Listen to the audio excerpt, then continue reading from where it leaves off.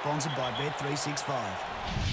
Hello, welcome to Rugby.com.au and another edition of Tuck's Tips. The third game of the spring tour is upon us, joined as always by the man himself, Matt Dunning.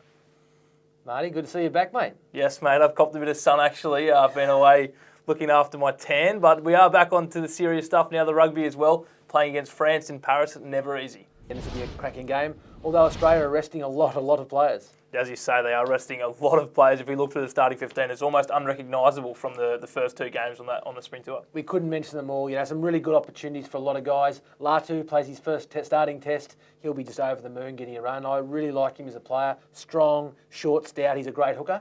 A line-out throwing can be a little bit temperamental, but hopefully he lifts that part of his game and plays well. I really like him as a player. Obviously, Slipper gets a go back. Hasn't had a lot of test football for a while, but it's a very experienced prop. But still a very good side. You know, you got Douglas and Simmons in the second row. The World Cup pairing in the second row. So you got some great experience there. Quade Cooper back in the side. And what about Kyle Godwin making his test debut?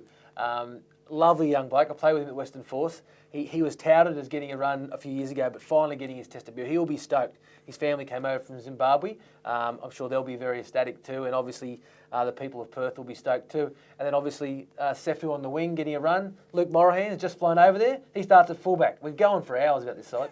Yes, Tuck, a lot of opportunities for those young Wallabies, especially Kyle Godwin on debut.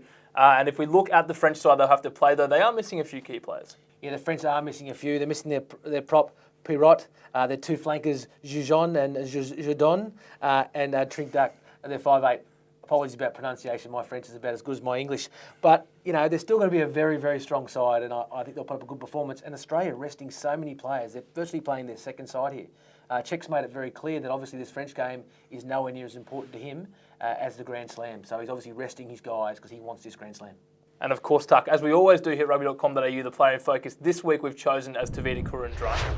Yeah, Kuridrani has been really hot and cold this year. You know, he had great form in the World Cup in 2015 and was one of the stars. But this year has been an up and down roller coaster for him, and the Scotland game was a good example of that, scoring the winning try and then missing that tackle. You know, he's a quality player, so I have no doubt he can bounce back, and I'd really like to see him get back in this game against France. You know, he's a great ball runner and he's got good hands. I just like to see him demonstrate that, and his defence when it's on is very good too. He's just been really inconsistent this year, but I think this is a game where he can turn it around and really put up a good performance. And Tuck, when we look at the markets now, it's clear that they're backing the French in because of the changes in the Wallabies squad. Yeah, and look, I think rightfully so. A full change to a side, no combination set as yet. France in Paris, always hard to beat. I think the French will win. And another international on this weekend is, of course, Ireland taking on the All Blacks in Dublin. Absolute promoter's dream after Ireland beat the Kiwis in Chicago. This will be, the whole week has been amazing in Dublin. It's going to continue to be all the way to the game.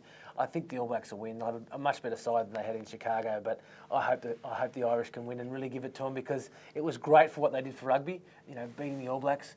I go for the Wallabies. And my second team is anyone playing the All Blacks. So I'll be definitely going for Ireland. Everyone loves Ireland, and hopefully they can knock them off again and really, really give it to the All Blacks. But unfortunately, I think the All Blacks will get their revenge. That's it from us here at Rugby.com.au for another edition of Tuck's Tips. The Wallabies taking on France this weekend. Thanks for coming in, Tuck. Thanks, Marty. Remember, if you are going to have a bet on any of the rugby this weekend, make sure you do so responsibly. Viva la France!